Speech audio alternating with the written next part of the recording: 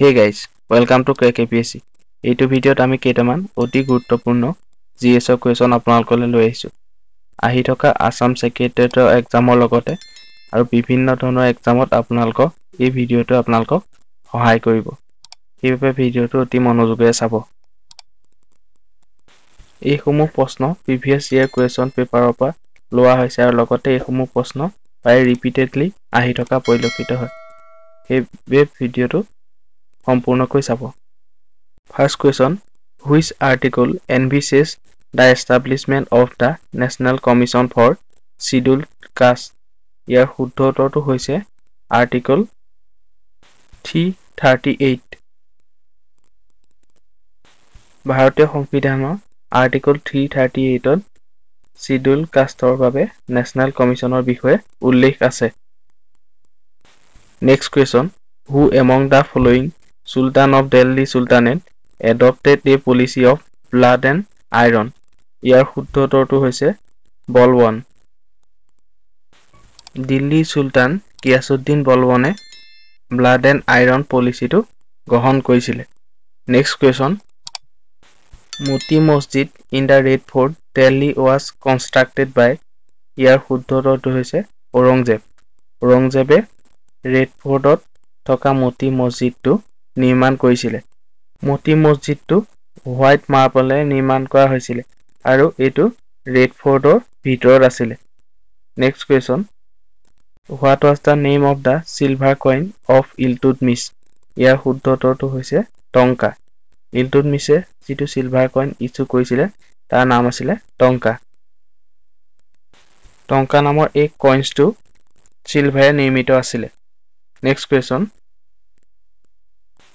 which of the following article talks about the establishment of the Supreme Court? ইয়াৰ শুদ্ধ উত্তৰটো হ'ব article 124। ভাৰতীয় সংবিধানৰ আৰ্টিকল 124ত ভাৰতৰ সুপ্ৰিম কোৰ্টৰ এষ্টাব্লিছমেণ্ট অৰ্থাৎ স্থাপন সম্পৰ্কে উল্লেখ আছে। Next question, the first battle of Panipat was fought in? ইয়াৰ শুদ্ধ উত্তৰটো হ'ব 1526। 1526 চনত পানিপথৰ প্ৰথম যুদ্ধখন হৈছিলে। এই যুদ্ধখনত বাবৰ আৰু ইব্ৰাহিম লোদীয়ে অৱতীৰ্ণ হৈছিলে আৰু এই যুদ্ধখনত ইব্ৰাহিম লোদী পৰাস্ত হৈছিলে। Next question, who is called the father of Operation Flood in India? ইয়াৰ শুদ্ধ উত্তৰটো হৈছে ভাৰ্গিছ কুৰিয়েন। ভাৰ্গিছ কুৰিয়েনক অপাৰেশ্যন ফ্লাডৰ পিতৃ নামেৰে জনাজাত। তেখেতৰ প্ৰচেষ্টাত ভাৰতত দুগ্ধ উৎপাদনে এটা অনন্য মাত্ৰা লাভ কৰিছিলে। Next question, economic planning is in? ইয়াৰ শুদ্ধ উত্তৰটো হৈছে কনকাৰেণ্ট লিষ্ট।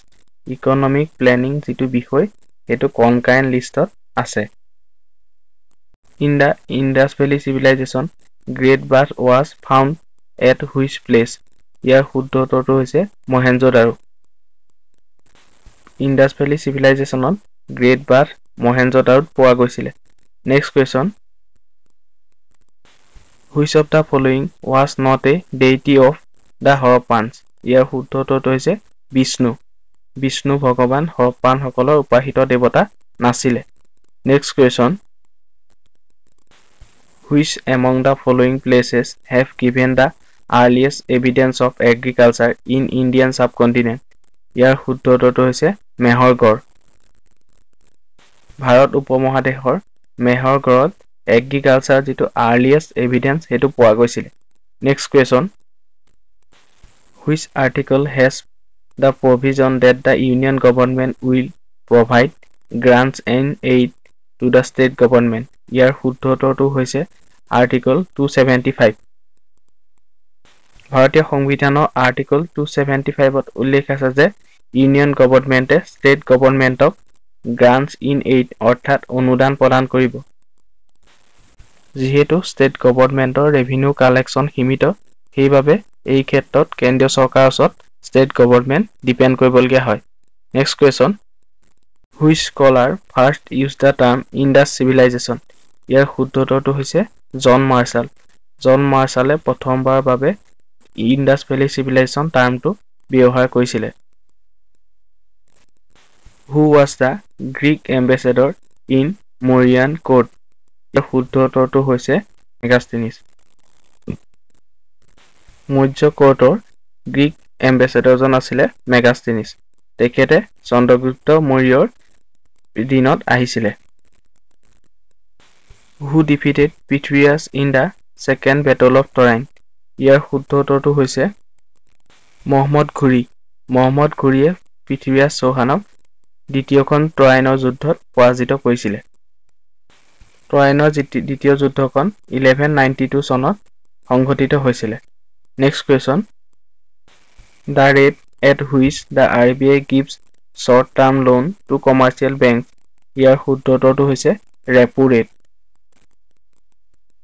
ৰিজাৰ্ভ বেংক অফ ইণ্ডিয়াই কমাৰ্চিয়েল বেংকসমূহক শ্বৰ্ট টাৰ্ম যিটো লোন দিয়ে আৰু যিটো ৰেটত দিয়ে সেইটোক ৰেপো ৰেট বুলি কোৱা হয়।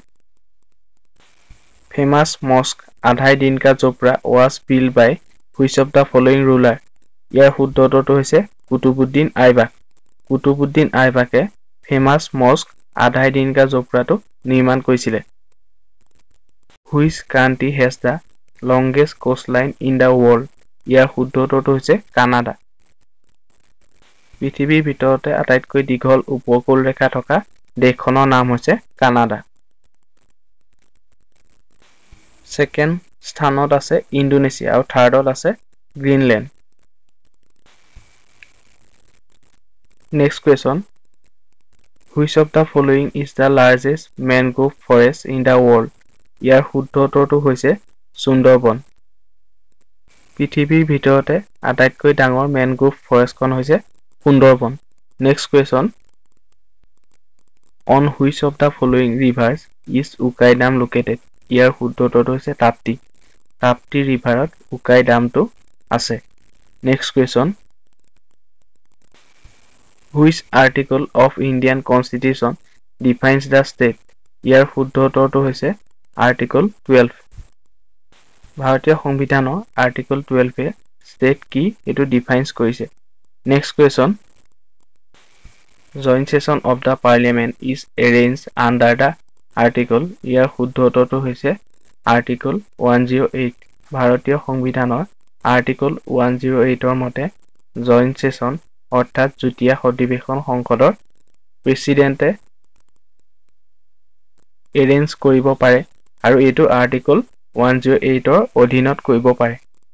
ধন্যবাদ। যদি ভিডিঅ'টো চাই আপোনালোকৰ সহায়ক হৈছে তেতিয়াহ'লে চেনেলটো ছাবস্ক্ৰাইব কৰিব আৰু কাষতে থকা বেল আইকনটো প্ৰেছ কৰি দিব যাতে ভিডিঅ' আপলোড কৰিলে আপোনালোকে নটিফিকেশ্যন পায়। যিহেতু আমি এইটো ভিডিঅ'ত এডুকেশ্যনৰ লগত জড়িত জব ৰিলেটেড বিভিন্ন বিষয়ৰ ওপৰত ভিডিঅ' আপলোড কৰি থাকোঁ। লগতে ভিডিঅ'টো এটা লাইক কৰিব আৰু কমেণ্ট কৰি জনাব ভিডিঅ'টো কেনেকুৱা হৈছে আৰু লগতে শ্বেয়াৰ কৰিবলৈ নাপাহৰিব। ধন্যবাদ।